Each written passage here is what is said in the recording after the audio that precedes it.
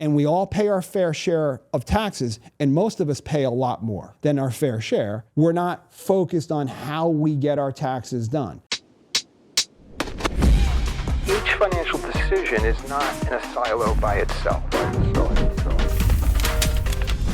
It has to be looked at and how it relates to something else in your plan. And most people are not looking at the big picture.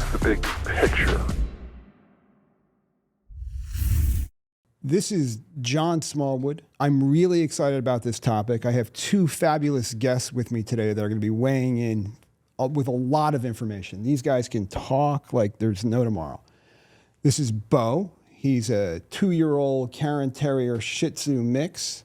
And Dexter's on the ground. I'll bring him up later when you can see him. But he's a 12-year-old Bichon Shih Tzu.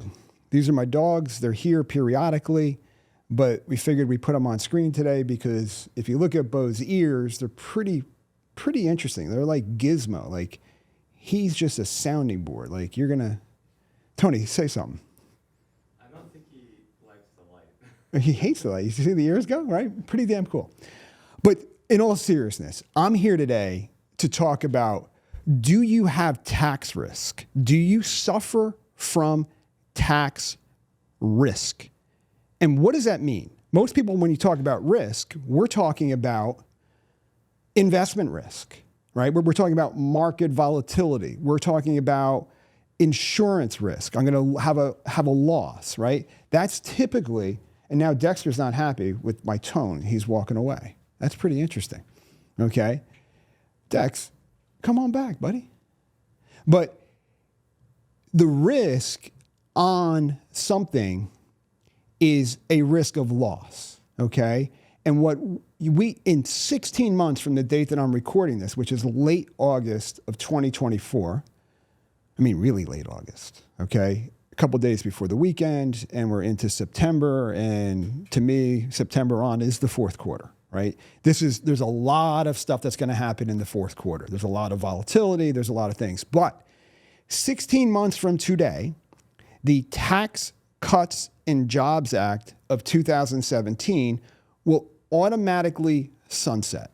And in that sunset, what we're gonna see is the fact that on the sunset, we revert back to the old tax law, the pre-2017 Tax Cuts and Job Act, which is under the Obama administration, okay? And so we're going back to the old tax rates. And there's a thing that we all learned, a term over the last few years called SALT deduction, right? Most people did not know what SALT deduction was, but it's known as state and local tax deduction. And what they did in the Tax Cuts and Job Act of 2017 is they limited that deduction to $10,000. So high tax states like New Jersey, New York, people were fleeing because they might have, $50,000, $60,000 of combined taxes that they're paying, but now they're only able to deduct $10,000. But I want to shed some light on this today. And what I figured is there's many different taxpayers of many different environments, but I think people who are in the retirement zone, near retirement, in retirement, actually suffer from the most risk from a tax perspective in this sunsetting of the tax law, all right? So what I did here, and I'm sharing my screen, I created, because everything is always better when you kind of look at it as here's a husband and wife, 68 years old, right? Visualize this, think with me for a second, as my professor from economics at Bentley University used to say, think with me. It was one of the greatest classes that I ever had. His name was Marshall Gennaro. He had to be 80 when I was in college. He was an old man. But here's what we're seeing, right? Their income, just visualize this for a second. You're retired. You're 68 years old. You have a Social Security for $4,100 a month. You just started taking it. Your spouse has $2,000 per month. you have a pension for $35,000 per year, and you're going to take an IRA distribution for about 5% per year from your $1 million IRA. You own a home worth about $650,000 or so, and your real estate taxes are in the neighborhood. What did I put in here? The house was $600,000. Real estate taxes were $14,000, no mortgage, and you've got $100,000 in cash. So most people that I talk to believe that when the tax law sunsets in 16 months, that they are going to pay less taxes. Now, I'm pigeonholing this into a retiree because I believe you have the most risk because your income is relatively flat. A pension, most likely, only a government pension has cost of living adjustments that I've seen. Most of them are flatlining. The New Jersey Teachers Association, it's a flat line. You take $2,000 a month, it's $2,000 a month forever, okay? Social Security has some cost of living adjustments, but there's, that could be zero depending upon what we manipulate the inflation number to get to, right? So we're going to talk about that at a separate time frame. So what I did here is I said, 68-year-old husband and wife, they both live to 100. We don't know who's going to live to 100. But what I do when I do a plan is I don't want to run out of money at age 85 and live to 100, right? I'd rather live to 100 and still have money and actually have money so I can be cared for the way that I want to be cared for. We're not going to talk about anything structural from a financial planning standpoint. All I really want to do is talk about this sunsetting of the Tax Cuts and Job Act, okay? So what I'm doing here is I'm simulating a retirement cash flow, and what's happening here is we have cost of living on a lifestyle number, and I'll show you what that's going to be, and there's $1 million portfolio, and what it's saying is the probability of having money after age 92 is pretty slim because of the financial pressure and the tax risk that you're going to be having. And this is Monte Carlo. It's not really focusing on tax risk. It's really focusing on portfolio volatility. And what I did to make it very, very simple in here is I said 50% in the S&P 500, 5% in mid-cap stocks, 5% in small-cap stocks, and 40% in government bonds. So a 60-40 portfolio, which we all hear this. I'm not recommending that. I'm not saying that you should do that. There's certain risks that are associated with that also. But what I want you to look at here for a second is on the screen, I'm showing that the person has combined Social Security of $73,000. They have a pension for $35,000, which is $108,000. And Bo is scratching himself in the corner. I'm sure you hear that, right? So now there's a planned distribution for about $52,000 coming out of the IRA, which is a 5.25% withdrawal rate, which we know when you look at the math, that could be high, but they're living here and they need to have this.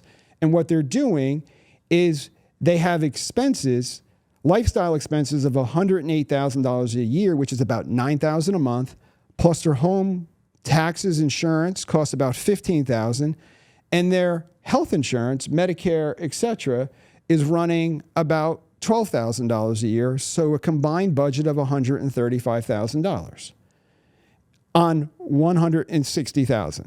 They're paying $18,000 in taxes federally, and their state of New Jersey is only about $358. So that's not a huge risk, okay? What I want you to focus on is we simulated in this, and if you see this on the screen, you're going to see that the tax federally, when the tax law sunsets at age 70, the tax jumps from $16,524 federally to $21,000 the very next year. I want you to look at this for a second. And what we're focused on is the total income is a jump from 154 to 156, which is the Social Security increase. That's the only increase that's actually happening. Could be a little bit from the portfolio. Now, Currently, somebody in this position is taking the standard deduction, which is over $30,000 this year, close to $32,000. They're not itemizing their deductions, which means they're not getting their state and local income taxes. They're not taking their mortgage interest. These people do not have that, okay? So what happens is the exemption drops from $33,000 to $16,820 for the deduction, which is going to be state and local taxes. And now you're going to get the exemption, which is $8,700. But your tax, federal tax, your taxable income is now $131,000 versus $121,000.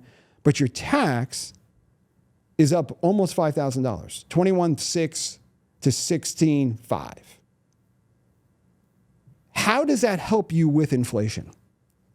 What that does is think about a visual of a ripple effect where because I have more taxes and most people's budgets are pretty freaking tight that are retired, right? Now all of a sudden you got to pay a third party more income tax. Well, guess what's going to happen? You got to increase the withdrawal rate on your money. When you do that, when you increase the withdrawal rate, now you're subjecting yourself to a higher probability of running out of money sooner. We've done a whole bunch of podcasts on this, right? But what I wanted you to focus on, I'm going to go over here to the tax side, give you a little visual. You see how it bumps up visually here because that's the effective bracket. If you look at the federal income tax bracket, you're going from about a 22 to a 25% bracket. But you're thinking, I'm only bringing in $160,000. I'm not the problem. I'm not going to be impacted by this. That's going to be for the rich people. And I want to tell you, I can bring this all the way down to about $80,000, $70,000 worth of income, and you're going to have the same problem as a percentage. Your taxes are going to bump. If you're a higher income earner, if you're self-employed, hang on. That sunset is, you have a lot of tax risk. I just wanted to focus on this today because when I look at this, here's your tax return, right? And you see there's that $16,000. There's your deductions. If we look at the Schedule A, get familiar with this. It's $14,000 of, property taxes, $358. We're only deducting that amount. Go over to 2026. It's now $15,000. The 15 plus a little bit of medical expenses. I might get $1,600 of medical expenses. So now I'm up to $16,800. And I go back to the plan, and there's that $21,000. What do you think about that? It's a little bit different than most people that I'm talking to, what they believe is going to happen. And I know this. I know that a lot of people right now, their budgets are stressed because of inflation. Heavily. So this is sort of like we have an Inflation Reduction Act. It's only helping Medicare reduce its expenses, but Medicare premiums are still going up. There's a whole bunch of regulations that are coming out in the fall that's going to raise the rates and reduce the benefits. That's what you're going to see, okay? In your expenses, I always ask, out of this expenses, you're spending $9,000 a month. That's insurance on the cars. It's home, heating, it's electric, it's a data plan, it's groceries, it's going out to dinner. It might be a vacation here or there. It might be something where you are doing things. What can you cut in this budget? And most people, it's like, I really can't. Unless I dramatically shift and I move to a smaller home or a different part of the country, but I don't want to do that because all my kids are here and my grandkids are here. So you have tax risk. You have significant tax risk. We as a country have significant tax risk. You need to understand what your tax risk is. If you don't understand what your tax risk is, you're going blindly into the future and not knowing. Now, could the tax law not sunset? It could. depending upon the powers that be in 2025. It automatically happens. And with it, it's not just the income taxes, but it's the estate tax side also. And those exemptions that are $13 million probably come down into the $6 to $7 million range. And that has a ripple effect throughout the economy, right? So the purpose of today's podcast was simple, right? When I look at this, I have a chart here that I wanted to bring up, and I forgot to bring it up, so let's go to that chart. This is basically showing the comparison of the tax bracket that you're in currently is yellow, 2023. Red on this is post-sunset. So if I bring in between $32,000 and $89,000, and it could be anybody, it doesn't have to be retiree, right? My current bracket is 12%. Post-sunset, that person's in the 25. Between 89,000 and 190,000, it's currently 22%. It's 28%. Somebody that's making $400,000 to $700,000, it's 35 to 39.6. And they're talking about the problem is those wealthy people. I'm not talking about wealthy people here. I'm not talking about mega millionaires. I'm talking about people that have $1 million and a house paid for, an American dream, pension, Social Security, who paid a lot of money into this system. And that, to sit here and to know that this is coming, this is like a freight train coming at me, right? This is a freight train coming at me that I'm looking at this. And now, if you look at the cash flows, I had positive cash flow, which means I was saving money prior to this. When the tax rates go up, I'm now negative. And that I'm assuming very low cost of living on the expenses and on the Medicare premiums and on other expenses. So here's what I'm going to say. If you don't know how your current plan is working within a tax structure, and you don't know how it's going to simulate into this other thing, because it's the only thing that we know, it's going to sunset, maybe. It's going to sunset, maybe, depending upon how things go with the election in November. Who's controlling the House and who's controlling the Senate? If we had the same thing we had for the last 4 years, it automatically sunsets. That's the easiest thing for it to happen. Boom. Then they can go and do more things, okay? You have to look at this and you have to understand that you're going to get impacted. It's your money, and that's going to create a spend down on your capital, which is a transfer of wealth from you to other people, right? You're transferring wealth from yourself to the government, right? More taxes is a transfer of wealth. That has an opportunity cost on it. There are things that I could do to prepare for the sunset in my tax structure. There are things that I could do now to get a better tax control. This is not something that you have to go blindly into. This financial pressure that I talk about is financial pressure. Taxes is the number one destructor of wealth. And we all pay our fair share of taxes, and most of us pay a lot more, okay, than our fair share, because we're not focused on how we get our taxes done. Tax planning doesn't happen on April 5th. It happens or April 15th, it happens right now. It happens each quarter, looking at how your investments are showing up on your tax return.